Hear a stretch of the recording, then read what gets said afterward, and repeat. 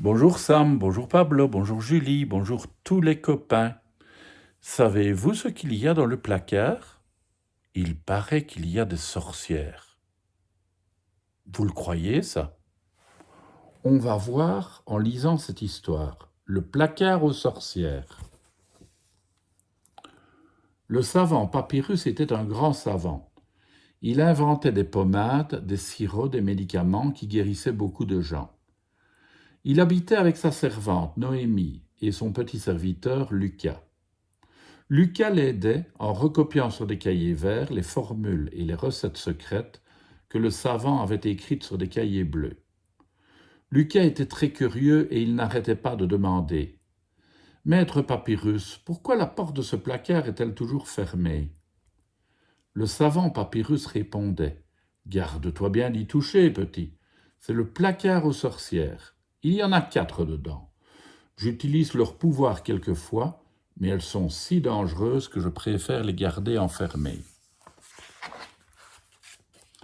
Un matin, alors que Noémie est partie au marché et que le savant est allé à la ville, Lucas se retrouve tout seul devant le placard aux sorcières. Il se dit « Je n'ai encore jamais vu de sorcière de ma vie. Je vais ouvrir un peu, juste pour voir. » Cric ! La porte grince, le placard s'ouvre, le cœur de Lucas bat fort. Mais ça alors, le placard est vide. Seules 4 grosses mouches vertes s'en échappent en bourdonnant. Déçu, Lucas s'assied par terre et il boude. Les mouches l'énervent.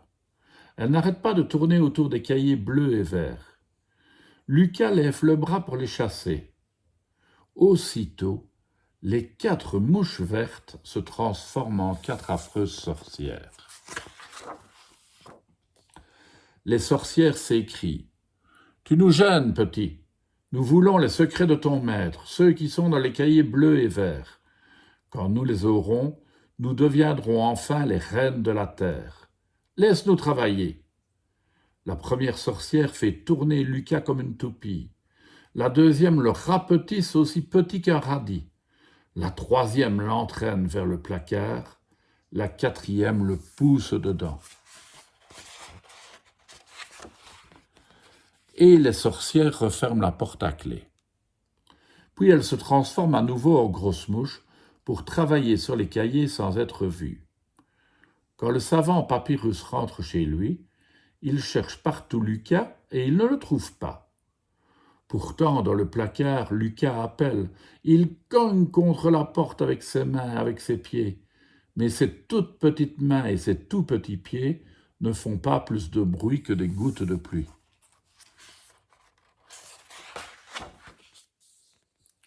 Lucas est désespéré, quand tout à coup, au fond du placard, il aperçoit un trou, et en regardant mieux, il aperçoit même un peu de lumière. Alors, il décide d'aller voir. Lucas avance bravement en se disant « Ça doit bien mener quelque part ». Mais la lumière est loin et il fait tout noir. Lucas avance.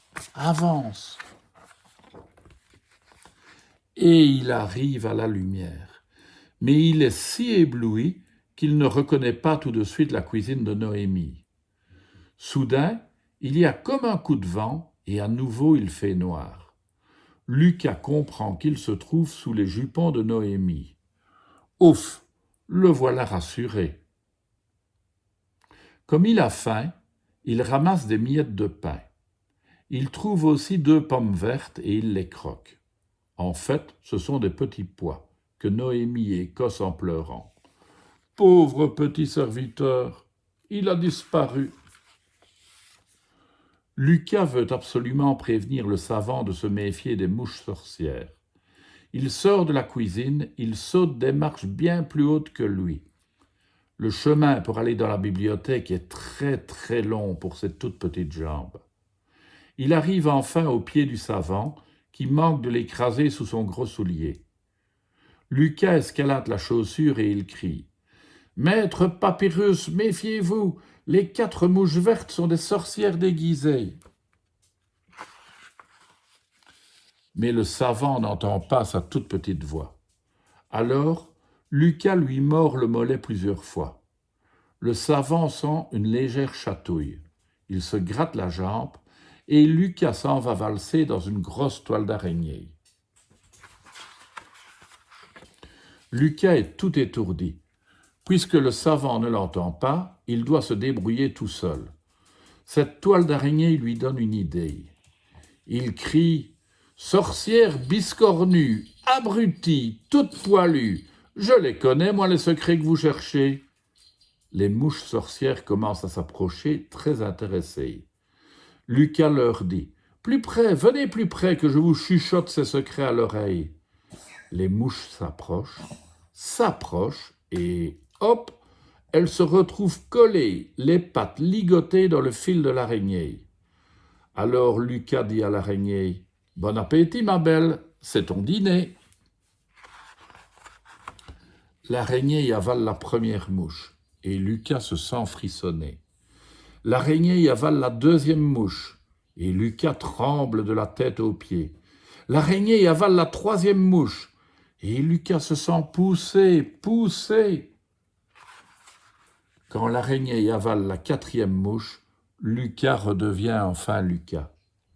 Le savant serre très fort son petit serviteur dans ses bras et il déclare « Grâce à toi, les sorcières ne deviendront jamais les reines de la terre. » Noémie continue de pleurer, mais cette fois, c'est de joie.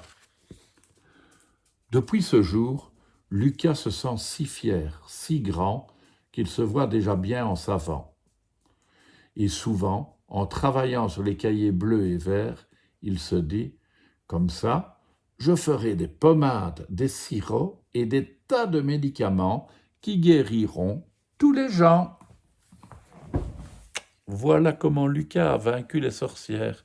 Alors, si vous voyez une grosse mouche qui tourne autour de vous, les enfants, méfiez-vous. Vous savez que c'est peut-être une sorcière. Moi, je dis ça, je dis rien. À vous de savoir. À demain, les enfants.